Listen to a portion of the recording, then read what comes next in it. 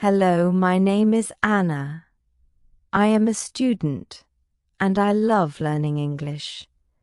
This is my story about my life in London and about my wonderful teacher. It was a beautiful summer day. I was travelling on a train. Two women were sitting opposite me. They were speaking English. I was studying English, but I was a beginner, and I did not understand many words. Still, I wanted to try. I spoke to the women using basic English. They understood me, and that made me very happy. I told them that I wanted to learn English. They said they were from England and were going home after a conference. We talked for about 10 minutes. At the next station, I had to leave. I said goodbye, and the women gave me their address and phone number. They told me I could visit them in England one day. After this meeting, I worked on my English every day. I translated short texts and watched films in English. After 6 months, my English improved. It was good, but I wanted to learn more. So I decided to go to London to study English. When I arrived in London, I joined an English school. My first class was on Monday. I met my teacher and my classmates. My teacher was a young and kind woman. She was friendly and humble. First, we introduced ourselves, and then the lesson began. Our teacher told us that she used a very effective method to teach English. She said we did not have to study many textbooks. Instead, we had to use English in our daily lives. I liked this idea because textbooks often confused me. She explained that language is for communication. We use language to share ideas and feelings. Many students study grammar and vocabulary, but they do not speak. That is why learning becomes difficult. She said practice is more important than studying rules. During the lesson, we talked about our hobbies and our daily activities. We worked in pairs and spoke with the teacher.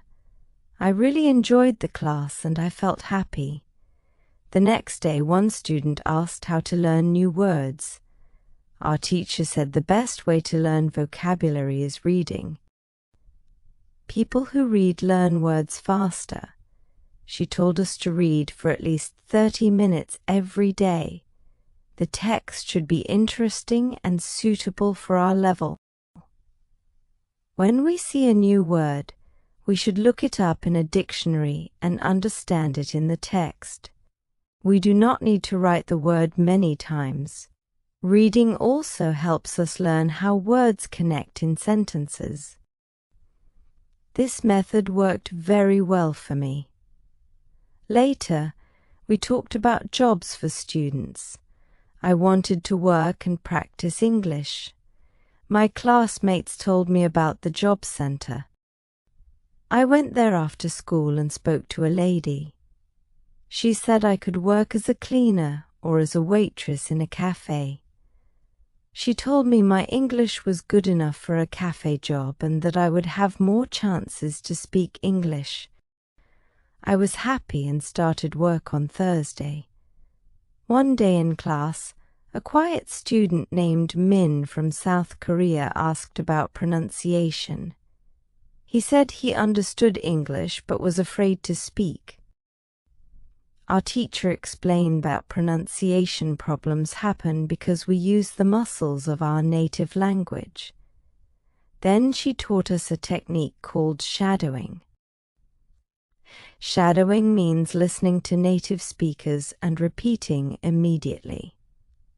We practiced in class, and I found it very helpful. Another day, a new student named Sophia from Italy joined our class. She spoke English fluently. She said she learned English at home by reading, shadowing, and thinking aloud. I asked what thinking aloud was. Our teacher explained that it means thinking in English and saying your thoughts out loud. Sophia said that at first she used very simple sentences, but over time it became natural. This technique helped her speak without translating in her head. I decided to use this technique too. I wanted to speak English fluently and confidently. My life in England started very well. I had a great teacher, new friends, a job, and many chances to practice English every day.